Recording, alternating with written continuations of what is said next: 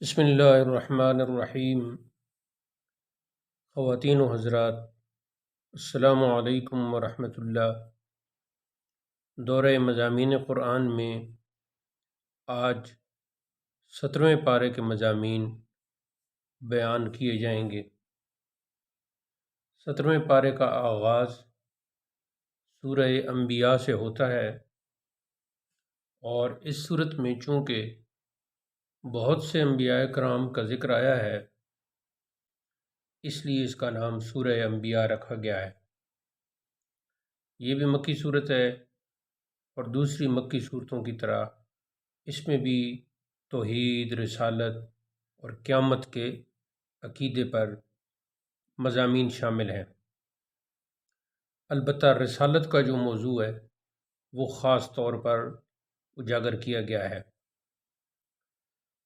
ابتدائی آیات میں دنیا کی جو زندگی ہے اس کی تصویر کشی کی گئی ہے، یعنی اس کے زوال کی تصویر کشی کی گئی ہے، اور یہ بتایا گیا ہے کہ قیامت کا وقوع اور حساب کا وقت قریب آ گیا ہے، لیکن انسان اس ہولناک دن سے غفلت میں پڑے ہوئے ہیں، اس کے لیے کوئی تیاری نہیں کر رہے، اور ایسے اعمال سر انجام نہیں دے رہے جو وہاں کام آئیں گے۔ ان کے سامنے جب کوئی نئی آیت مبارکہ آتی ہے تو اس کو جھٹلاتے ہیں، مذاق اڑاتے ہیں۔ وہ جانتے ہی نہیں کہ یہ جو عظمت مآب کلام ہے، اس کو کتنی سنجیدگی اور کیسے ہی وقار اور کیسی ہی عاجزی کے ساتھ سننا چاہیے۔ بعد کی جو آیات ہیں ان کے مضامین یہ ہیں کہ اللہ تعالیٰ نے رسول کریم صلی اللہ علیہ وسلم سے پہلے بھی کسی انسان کو ہمیشگی نہیں دی، اور آپ جب رخصت ہوں گے تو اس میں دین جو ہے وہ اللہ کا اسی طرح رہے گا، اسلام کی دعوت ختم نہیں ہوگی۔ یہ دراصل مشرکین کا جواب ہے۔ مشرکین کا یہ گمان تھا کہ رسول اللہ صلی اللہ علیہ وسلم کے دنیا سے رخصت ہو جانے کے بعد دعوت اسلام ختم ہو جائے گی، تو پھر اللہ نے اس میں جواب دیا کہ دین اسلام کی جو دعوت ہے وہ جاری رہے گی، اور تم جو ہو، یعنی مشرکین مکہ کو گویا کہا کہ تم بھی تو ہمیشہ نہیں رہو گے، تم نے بھی تو دنیا سے جانا ہے، لیکن جو اللہ کا دین ہے، جو اللہ کا حکم ہے، اس نے باقی رہنا ہے، وہ کبھی زوال آشنا نہیں ہو سکتا۔ اس صورت میں یہ مضمون بھی ہے کہ کافر رسول اللہ صلی اللہ علیہ وسلم کا مذاق اڑاتے تھے، استہزاء کرتے تھے، کہتے تھے یہ وہ شخص ہے جس نے تمہارے معبودوں کی برائی کی، تو حالانکہ وہ خود اللہ کے منکر تھے۔ تو پھر اللہ نے واضح کیا کہ کفار شرک کی مذمت پر تکلیف محسوس کرتے تھے، لیکن اپنا حال یہ تھا کہ اللہ وحدہ لا شریک کی ذات کا انکار اور اس کے ساتھ شرک سے باز نہیں آتے، یعنی جرم کا ارتکاب خود کرتے ہیں اور استہزاء رسول اللہ صلی اللہ علیہ وسلم کی ذات کا کرتے ہیں۔ اس کے بعد فرمایا کہ کافر یہ کہتے ہیں کہ اگر آپ سچے ہیں تو عذاب کا وعدہ کب پورا ہوگا؟ ان میں جو کفار کا جو سرکردہ رہنما تھا نضر بن حارث، وہ بالکل پیش تھا، تو وہ رسول اللہ صلی اللہ علیہ وسلم کے رفقا یعنی صحابہ سے کہتا تھا کہ اگر تم سچے ہو تو وہ عذاب کہاں ہے جس سے تم ہمیں ڈراتے رہتے ہو؟ تو پھر اللہ تعالیٰ نے بدر کے دن اپنا وعدہ پورا کیا اور کفار کے سرکردہ رہنماؤں کو ایک ایک کر کے ہلاکت کے گھاٹ اتار دیا۔ آج اس وقت میں گفتگو کر رہا ہوں تو یہ 17واں روزہ ہے، اور 17ویں روز رمضان کو معرکہ بدر برپا ہوا تھا۔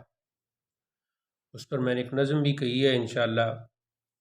یہ ریکارڈنگ ہو رہی ہے تو آخر میں وہ نظم بھی لگا دیں گے غزوہ بدر کے حوالے سے۔ یہ بہت ہی بڑا اور حیران کن معرکہ تھا۔ تو وہ پھر سرکردہ رہنماؤں کو اللہ تعالیٰ نے بدر کے دن ہلاکت کے گھاٹ اتار دیا۔ اب جب قیامت کا دن آئے گا تو ظاہر ہے ان پر عذاب شدید ہوگا۔ اس کے بعد کی جو آیت ہے اس میں یہ بتایا گیا ہے کہ آسمان اور زمین کے نظام کا جو نظم و نسق اور توازن اور اعتدال اس پورے نظام میں موجود ہے، اور اس اعتدال اور توازن کے ساتھ اس نظام کا چلتے رہنا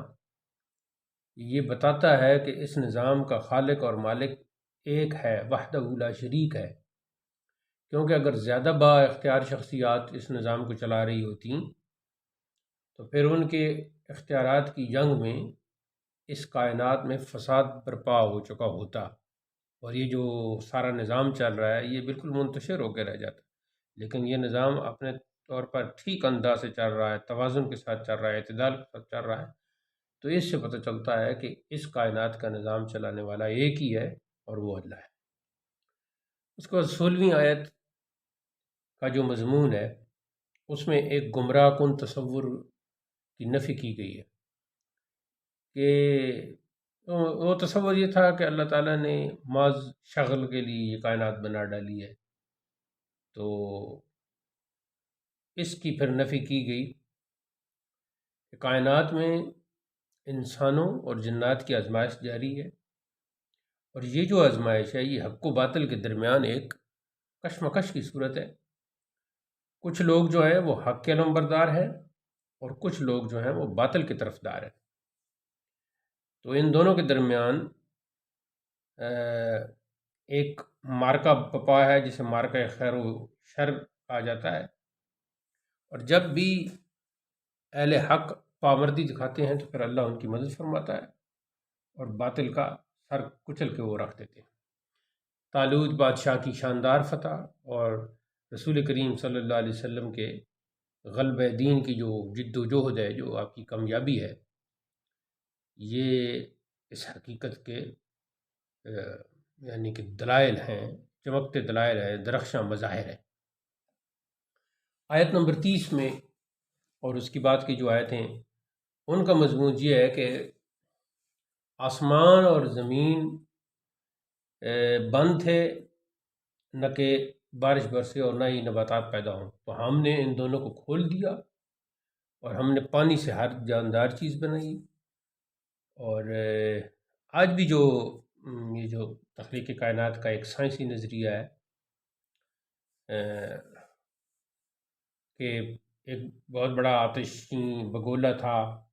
اور ایک بہت بڑے دھماکے سے وہ پھٹا اور پھر اس کے لامحدود ٹکڑے فضا میں بکھر گئے، تو پھر اس نے سورج، چاند، ستاروں اور سیاروں کی شکل اختیار کر لی۔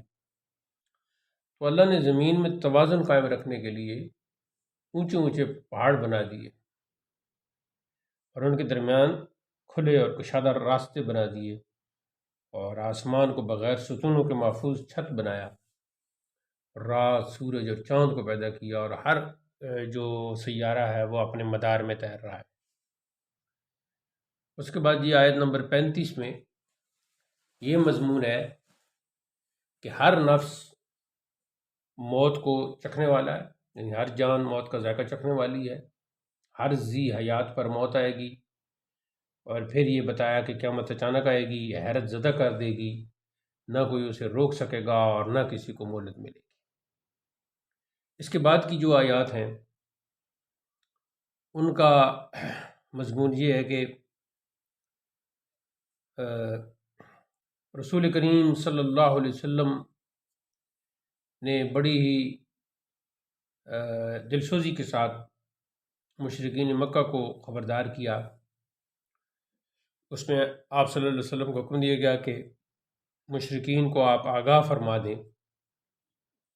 کہ میں اللہ کی طرف سے وحی کی بنیاد پر تمہیں حقیقتیں بتاتا ہوں، حقائق بتاتا ہوں، لیکن تم بیروں کی طرح میرے بیان کا یعنی کہ ایک قسم کا تم پر کوئی اثر نہیں ہوتا۔ اگر تمہیں دنیا میں فوراً سزا دے دی جائے تو تم فریاد کرو گے کہ ہائے ہم ظالم ہیں۔ البتہ آخرت میں اللہ تمہارے ہر عمل کا حساب لے کر رہے گا، اور اگر کوئی عمل رائی کے دانے کے برابر ہے تو اس کی بھی باز پرس ہوگی۔ تو اب تم سوچ لو، اگر تم نے اپنی روش نہ بدلی تو پھر خود ہی اندازہ کر لو کہ اللہ مالک الملک کے سامنے تمہاری کیا حالت ہوگی۔ اس کے بعد ابراہیم علیہ السلام کی جوانی کے واقعے اور ان کی بت پرستی، جو ان کی قوم کے اندر بت پرستی تھی، بت پرست قوم، اس کا تذکرہ ہے کہ ان کی جو اپنی عید تھی، عید کے موقع پر وہ یعنی سیر کرنے، پکنک منانے اور کھیل کود کرنے شہر سے باہر چلے گئے، تو بتوں کے آگے نظر و نیاز کے جو چڑھاوے وہ چڑھاتے تھے وہ چڑھا گئے۔ اب کیا ہوا کہ ابراہیم علیہ السلام نے ان بتوں کو کلاڑے سے ٹکڑے ٹکڑے کر دیا، توڑ دیا، اور جب مشرک قوم لوٹ کر آئی اور اپنے خداؤں کی نام نہاد خداؤں کی حالت زار دیکھی، پھر انہوں نے ابراہیم علیہ السلام کو بلا کر پوچھا، تو ابراہیم علیہ السلام نے فرمایا کہ تم سمجھتے ہو کہ بت کچھ کر سکتے ہیں اور بولتے بھی ہیں، تو پھر انہی سے پوچھ لو۔ تو جو بڑا بت تھا اس کے کندھے پر آپ نے کلاڑا رکھ دیا تھا، تو کہا کہ بڑے بت کے کندھے پر کلاڑے سے تو معلوم ہوتا ہے کہ اس نے سب کو کاٹ پھینکا ہے، برابر کر دیا ہے، توڑ دیا ہے۔ تو وہ بے اختیار پکار اٹھے کہ یہ پتھر کے بت ہیں، یہ تو بول ہی نہیں سکتے، تو یہ کیسے حقیقت حال بیان کریں گے؟ تو تب ابراہیم علیہ السلام فرمانے لگے کہ پھر افسوس کا مقام ہے کہ ایسے بے اختیار معبودوں کی تم پوجا کرتے ہو، پرستش کرتے ہو، آخر کیوں کرتے ہو؟ اس پر وہ لاجواب ہو گئے، انتہائی نادم ہوئے، شرمندہ ہوئے، اور پھر یہ جو دعوت توحید تھی حضرت ابراہیم کی، اس پر پھر پوری بستی کے لوگ جو تھے وہ بھڑک اٹھے اور ابراہیم علیہ السلام کو جلانے کے لیے وہ آگ تیار کی۔ جب وہ آگ بھڑک اٹھی تو پھر ابراہیم علیہ السلام نے دعا مانگی، حسبنا اللہ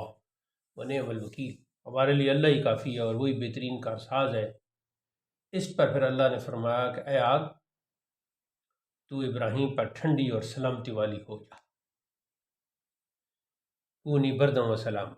اس کے بعد پھر اللہ تعالیٰ ارشاد فرماتا ہے کہ انہوں نے جب ابراہیم علیہ السلام کے خلاف سازش کرنی چاہیے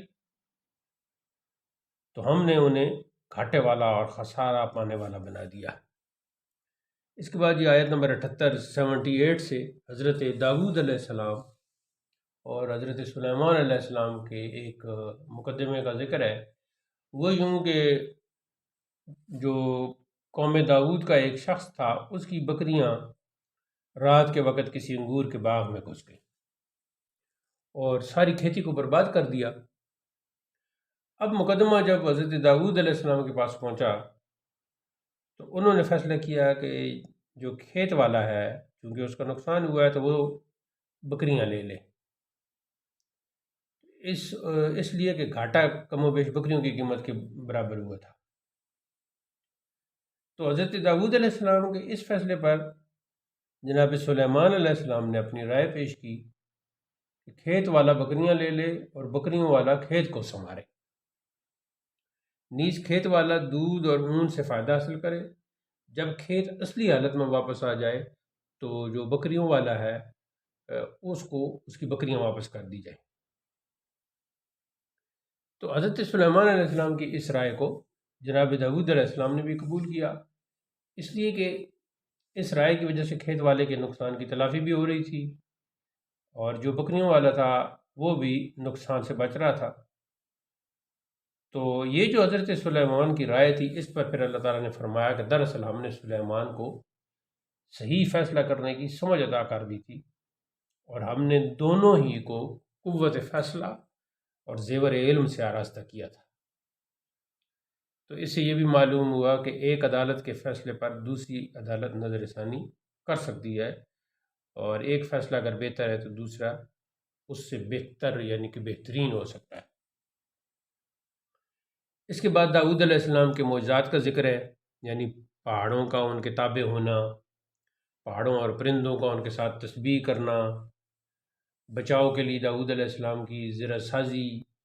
کا بیان ہے کہ وہ دستکاری اور مزدوری کر کے کماتے تھے، تو یہ اس کا مطلب یہ ہوا کہ دستکاری اور مزدوری کر کے کمانا کوئی عیب نہیں ہے، اور اپنا دفاع کرنا یہ توکل کی منافی بھی نہیں ہے۔ توکل اپنی جگہ ہے اور دفاع کے لیے انتظام کرنا اپنی جگہ ہے۔ اسی طریقے سے اللہ تعالیٰ نے ہوا کو حضرت سلیمان علیہ السلام کے تابع کر دیا۔ اب وہ ان کے حکم سے ان کے تخت کو ایک ماہ کی مسافت تک اڑا لے جاتی تھی، اور جنات کو ان کے تابع کر دیا جو ان کے حکم سے سمندروں میں غوطہ زن ہوتے اور بہت سے کام سر انجام دیتے۔ اس کے بعد کا جو مضمون ہے وہ ہے حضرت ایوب علیہ السلام کی بیماری کا۔ حضرت ایوب علیہ السلام ایک لمبے عرصے تک اللہ تعالیٰ کی طرف سے آنے والی آزمائش کو صبر اور خندہ پیشانی سے برداشت کرتے رہے، یہاں تک کہ آپ کے اہل و عیال بھی آپ کی کفالت اور نگہداشت سے دل برداشتہ ہو گئے، مگر آپ نے ایک لمحہ کے لیے بھی شکوہ اور شکایت اپنی زبان پر نہیں لایا، ایسا کوئی طرز عمل اختیار نہیں کیا۔ بالآخر ایک عرصہ دراز کے بعد آپ نے دعا مانگی کہ اے میرے پروردگار، مجھے تکلیف دے بیماری لاحق ہو گئی ہے اور تو سب سے بڑا رحم کرنے والا ہے۔ تو پھر اللہ تعالیٰ نے ان کی یہ دعا سنی اور ان کی بیماری دور فرما دی، انہیں صحت سے نوازا اور بیماری کے زمانے میں ہونے والے نقصان کا بہترین ازالہ بھی فرما دیا۔ اس کے بعد کے جو مضامین ہیں ان میں حضرت اسماعیل، حضرت ادریس، حضرت ذوالکفل اور حضرت زکریا علیہ السلام کے ساتھ ذوالنون یعنی اس سے مراد حضرت یونس علیہ السلام کا بھی ذکر ہے کہ جب آپ غم کی شدت سے دوچار تھے اور سمندر کے نیچے مچھلی کے پیٹ میں، تو کوئی آپ کے دکھ اور تکلیف کی شدت سے واقف نہیں تھا، تو پھر انہوں نے اپنے پروردگار کو پکارا اور عرض کی لا الہ الا انت سبحانک انی کنت من الظالمین، تو اس کو آیت کریمہ بھی کہتے ہیں۔ تو پھر اللہ پاک نے جناب یونس کو ان کی فریاد سن کر ان کے دکھوں کو دور فرما دیا اور یہ اعلان کر دیا کہ جو کوئی بھی حالت غم میں جناب یونس کی طرح اللہ کی تسبیح کرے گا تو پھر اللہ تعالیٰ جناب یونس ہی کی طرح اس کے غم کو بھی دور فرما دے گا۔ اس لیے پھر آیت کریمہ کے ختم وغیرہ ہوتے ہیں اور باقاعدہ اس کا اہتمام کیا جاتا ہے۔ پھر حضرت مریم کے عظیم کردار اور ان کی عفت و عصمت کی حفاظت اور ان کے ہاں بیٹے کی کراماتی ولادت جس کا ذکر پہلے ہو چکا ہے، اس کی طرف اشارہ کر کے انبیاء علیہ السلام کی جو سال جماعت ہے اس کو تذکرہ کرتے ہوئے فرمایا کہ یہ سب ایک ہی جماعت کے افراد ہیں اور تم لوگوں کے لیے ہم نے ایک ہی دین اسلام تجویز کیا ہے، لہٰذا مجھے اپنا رب تسلیم کرو اور میری عبادت کرو۔ اس کے بعد یہ آیت نمبر 94 میں یہ خوشخبری دی گئی ہے کہ جو شخص بھی ایمان اور اخلاص کے ساتھ اچھے اعمال کر رہا ہے اسے بھرپور صلہ ملے گا، اس کی ہر نیکی محفوظ کی جا رہی ہے۔ البتہ جن بد نصیبوں نے غفلت کی زندگی گزار دی تو اپنے گناہوں کی پاداش میں پھر برباد کر دی گئے، تو انہیں دوبارہ دنیا میں آنے اور سب کا گناہوں کی تلافی کا موقع ہرگز نہیں ملے گا، کیونکہ دنیا میں ہر انسان کو ایک ہی بار آنا ہے اور آخرت کی تیاری کرنے کا بھی ایک ہی موقع ہے۔ پھر علامات قیامت میں جو بڑی علامت ہے، پہلے بھی ذکر ہوا تھا یاجوج ماجوج کا، اس کے ظہور کا تذکرہ فرما کر قیامت اور اس کے ہولناک منظر کا بیان شروع فرمایا اور یہ فرمایا کہ رسالت محمدیہ تمام کائنات کے لیے باعث رحمت ہے، اور تلقین کی کہ حق و باطل کا فیصلہ کرنے کا اختیار وہ صرف اللہ کے پاس ہے، لہٰذا اسی سے دین اسلام کی حقانیت کا فیصلہ طلب کرنا چاہیے۔ سورہ انبیاء کا جو آخری رکوع ہے اس میں اللہ تعالیٰ نے اپنے حبیب کریم صلی اللہ علیہ وسلم کو ایک بے مثل و بے مثال اعزاز سے نوازا اور ارشاد فرمایا وما ارسلناک الا رحمۃ للعالمین، کہ ہم نے نہیں بھیجا آپ کو مگر تمام جہانوں کے لیے رحمت بنا کر۔ تو اس میں غور کرنے کی بات یہ ہے کہ اللہ تعالیٰ نے قرآن مجید میں اپنی ذات کو رب العالمین فرمایا اور رسول کریم صلی اللہ علیہ وسلم کو رحمت للعالمین، یعنی کائنات کے ہر ذرے کے لیے اللہ تعالیٰ کی ربوبیت اور اس کے حبیب مکرم کی رحمت ثابت ہے۔ اس کے بعد سورہ حج کا آغاز ہوتا ہے۔ اس صورت میں اللہ تعالیٰ نے حضرت ابراہیم علیہ السلام کو لوگوں کے لیے حج کا اعلان کرنے کا حکم دیا، تو پھر اس مناسبت سے اس صورت کا نام سورہ حج قرار پایا۔ اس کی جو پہلی آیت ہے اس میں اللہ تعالیٰ نے تقوی کا حکم دیتے ہوئے قیامت کی ہولناکیوں کو بیان کیا کہ قیامت ایک زلزلے کے طور پر آئے گی اور اس کا منظر اس قدر دہشت ناک ہوگا کہ دودھ پلانے والی مائیں اپنے دودھ پیتے بچوں کو فراموش کر دیں گی،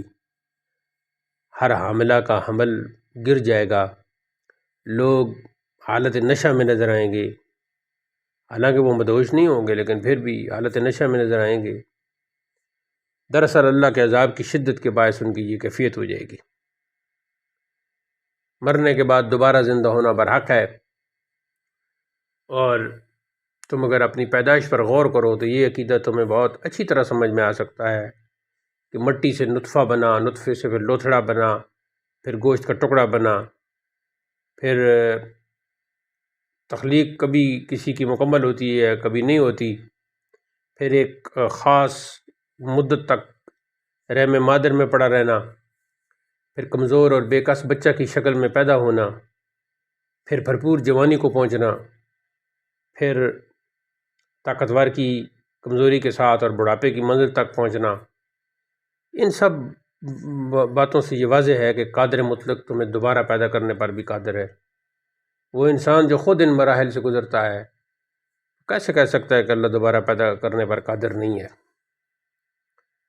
تو بالخصوص آج کا انسان جو کہ جانتا ہے کہ ایک نطفہ اور جرثومہ میں اللہ تعالیٰ نے تمام انسانی خواص چھپا رکھے، تو اس طرح کی معلومات رکھنے کے باوجود انسان کیسے فنا ہو جانے کے بعد دوسری زندگی کا انکار کر سکتا ہے؟ پھر اس کے بعد اور دلیل یہ دی، ارشاد فرمائی کہ زمین کو دیکھو، بنجر اور ویران ہوتی ہے، بارش برستی ہے تو دیکھتے ہی دیکھتے کھیتیاں اور باغات اگنے لگتے ہیں اور پھلنے پھولنے اور لہلہانے لگتے ہیں۔ تو اس سے اللہ کی قدرت کا اندازہ کر کے سمجھ لو کہ وہ ہر چیز پر قوت رکھتا ہے۔ آیت نمبر 27 سے حضرت ابراہیم علیہ السلام کا جو تعمیر کعبہ کا شاندار کارنامہ ہے اس کا مضمون ہے۔ انہیں حکم دیا گیا کہ لوگوں میں بلند آواز سے حج کا اعلان کیجیے، تو وہ آپ کے پاس دور دراز راستوں سے پیدل اور ہر دبلے اونٹ پر سوار ہو کر آئیں گے۔ پھر حضرت ابراہیم علیہ السلام نے ایک پتھر پر کھڑے ہو کر ندا کی آواز دی کہ اے لوگو، اللہ نے تمہارے اوپر حج فرض کر دیا۔ اللہ تعالیٰ نے یہ ندا ان سب کو سنا دی جو مردوں کی پشتوں میں اور عورتوں کے رحموں میں تھے، ان تک بھی یہ ساری پہنچی۔ تو ان سب نے اس ندا کا جواب دیا، جو اللہ کے علم میں قیامت تک حج کرنے والے تھے انہوں نے کہا لبیک اللہم لبیک۔ اس کے بعد حج کے عظیم الشان اجتماع میں قربانی اور صدقہ و خیرات سے غرباء مساکین کی کفالت اور تجارت اور کاروبار کے ذریعے اسلامی معاشرہ کے تمام افراد کے مفادات و منافع کی جو حفاظت ہے اس کی خوشخبری ہے۔ حضرت ابراہیم علیہ السلام نے اللہ کے حکم پر عمل کرتے ہوئے حج اور قربانی کے ارکان کو مقرر فرمایا، اور اللہ نے سنت ابراہیمی کو اس انداز میں زندہ رکھا کہ ہر سال لاکھوں مسلمان حج کی سعادت سے بہرہ ہوتے ہیں اور قربانی کا فریضہ بھی انجام دیتے ہیں۔ آیت نمبر 49 میں بتایا گیا ہے کہ دوسرے انبیاء کی طرح رسول کریم صلی اللہ علیہ وسلم کی بعثت کا مقصد بھی دعوت پہنچا دینا تھا، تو آپ اپنے اس مقصد بعثت کی تکمیل میں لگے رہے، جبکہ مشرکین تمسخر، انکار اور آپ کی دعوت میں شبہات پیدا کرنے کا کام کرتے رہے۔ ہر نبی کے ساتھ یہی معاملہ ہوتا آ رہا ہے۔ دوسری طرف اللہ کا بھی دستور رہا ہے کہ وہ شیاطین کے پیدا کردہ وسوسے اور شبہات کا ازالہ کرتا ہے۔ آیت نمبر 61 سے ایک بار پھر کائناتی شواہد میں غور و فکر کرنے، غور و خوض کرنے اور اللہ کی وحدانیت کو تسلیم کرنے کی تعلیم دی گئی ہے۔ موت اور زندگی جو ہے وہ اللہ کے اختیار میں ہے۔ ہر امت کو ایک الگ نظام حیات دیا گیا ہے، اختلاف کرنے کے بجائے اس پر عمل کرنا چاہیے۔ اس کے بعد سچا معبود یعنی معبود حقیقی اور جھوٹے معبود، معبودان باطل، ان کے درمیان فرق اور امتیاز کے لیے ایک بہت ہی بڑی مثال بیان کی گئی ہے اور یہ بہت ہی مارکۃ الآراء مثال ہے، حیران کن مثال ہے کہ اللہ کے علاوہ جن کی پوجا کرتے ہو، عبادت کرتے ہو، پرستش کرتے ہو، وہ ایک مکھی پیدا کرنے کی بھی صلاحیت نہیں رکھتے، بلکہ مکھی جیسی کمزور ترین مخلوق اگر ان کے کھانے کا کوئی ذرہ اٹھا کر لے جائے تو یہ سب مل کر بھی اس سے واپس لینے کی طاقت نہیں رکھتے۔ بت اور ان کے پجاری سب کمزور اور ضعیف ہیں۔ یہ لوگ انبیاء اور رسولوں کا انکار کر کے اللہ کی ناشکری اور ناقدری کر رہے ہیں، اس لیے کہ وہ اللہ کے منتخب نمائندے ہیں، جتنے بھی رسول اور جتنے بھی نبی ہیں۔ یہ ملت اسلامیہ جو ہے یہی دراصل ملت ابراہیمی ہے۔ رسول کریم صلی اللہ علیہ وسلم امت مسلمہ کے اعمال پر گواہ بنیں گے اور امت مسلمہ دوسری امتوں کی گواہی دے گی، لہٰذا تم نماز پڑھتے رہو، زکوٰۃ دیتے رہو اور اللہ کی رسی کو مضبوطی سے تھامے رکھو۔ اللہ تعالیٰ بہترین حمایت کرنے والا اور شاندار مددگار ہے۔ تو بس ان احکام اور ان تفصیلات پر سورہ حج کا اختتام ہو جاتا ہے، اور ساتھ ہی یہ 17ویں پارے کے مضامین ہیں، ان کا بھی اختتام ہوتا ہے۔ اللہ تعالیٰ ہمیں فہم قرآن، تفہم قرآن اور اس کے بعد عمل بالقرآن کی توفیق ارزانی فرمائے۔ والسلام علیکم ورحمۃ اللہ۔